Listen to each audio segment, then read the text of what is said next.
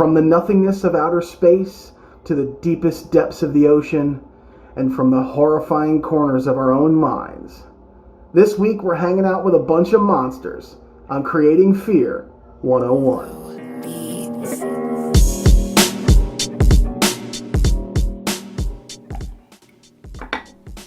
Monsters. For years, cinemas were flooded with movies about creatures from radioactive islands or deep in the ocean.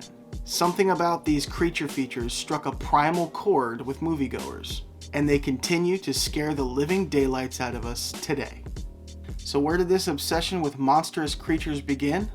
It comes from a deep-rooted fear of the unknown, and also becoming prey. Human beings are the apex predator on the planet, until we're not.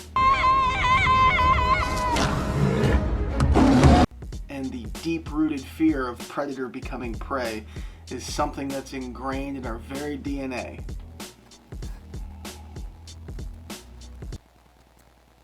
I'm channeling my inner Chris Ramsey for this segment. Yo, what's up, guys? Welcome back. Now, in my opinion, there are 4 categories of monster movie. You've got monsters from the sea, monsters from the earth, monsters from space, and monsters from science. Now, most of these monsters come from the same place, but each category is scary for a different reason. Let's kick it off with monsters from the sea, the world's oceans. A vast blue and black mystery. We know more about the darkness of space than we do the oceans on our own planet. So, who knows what's in there? That's one of the first reasons the monsters from the ocean are so terrifying. There have been countless movies about oceanic monsters over the years, but we all know which one is the granddaddy of them all. Jaws. You're gonna need a bigger boat. Jaws sticks a very primal, real fear on the genre. It could happen, and in fact, it was based on true events. Later on, movies like Pacific Rim and Underwater put a more modern Lovecraftian spin on monsters from the ocean. Moving right along, we have terrestrial monsters, or monsters from our own backyard here on planet Earth. You see, it doesn't have to be some bleeding fang, 3,500 foot tall, gigantic creature from the nethers of nowhere. It could just be a very pissed off wild boar. Or giant earthworms.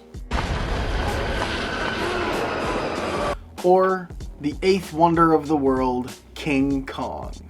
Shoot. In 1933, moviegoers were introduced to the furry menace himself, the giant ape brought to life by Willis O'Brien, the mentor of the late great Ray Harryhausen, who brought us such wonders as Jason and the Argonauts and Mighty Joe Young. King Kong was the first big movie monster. Using a combination of miniature sets, forced perspective, and stop-motion animation, he brought the giant ape to life right before your eyes.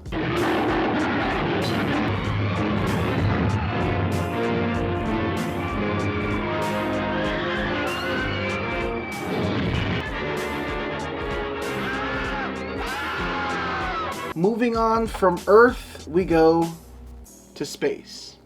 The vast blackness of space brings about a terror and dread that is unlike anything else. Space-based monsters can be tracked all the way back to Gort, the 8-foot-tall metal robot that was the main antagonist for the movie The Day the Earth Stood Still. Years later, we would be handed the benchmark by Ridley Scott, the movie Alien. Based on creature design by the great and wonderful H.R. Giger, Alien gave us a stark, shaking reality of what exactly could be out there. A race of ruthless aliens that want two things: to breed and to survive.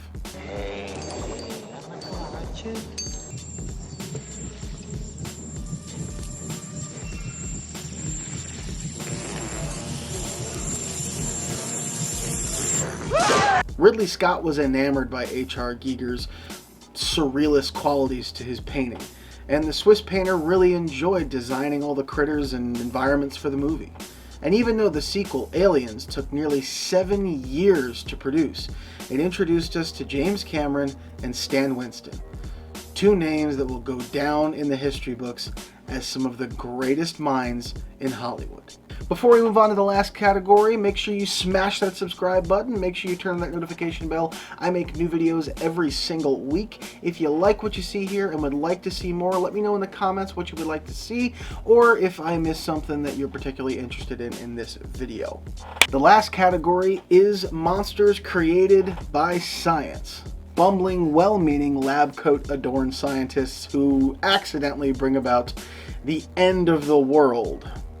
All they wanted to do was create a new laundry detergent. Damn it. These particular monsters are very, very scary and disturbing because we kind of brought it on ourselves. Because man has invented science, man takes responsibility over science and the mistakes he can make with it. Movies like The Fly, Deep Blue Sea, and The Terminator show you exactly what happens when science goes rogue. Probably the most terrifying movie monster that comes out of the science realm is one that's not even a physical monster.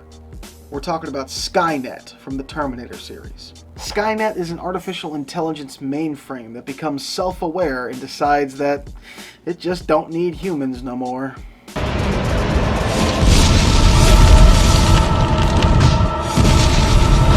When the movies were made, it was ahead of its time.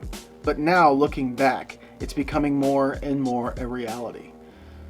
Consider what you might be watching this on right now. Your cell phone. Everybody has a computer in their pocket. A computer that is more powerful than all of NASA was back in 1968. If things keep going the way they're going, Siri and Alexa are going to be asking the questions. I don't think we're going to like it.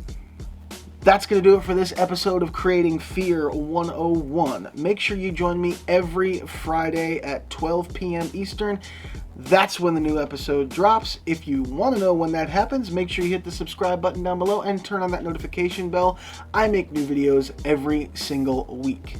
I'll see you little movie monsters on the next one. Bye.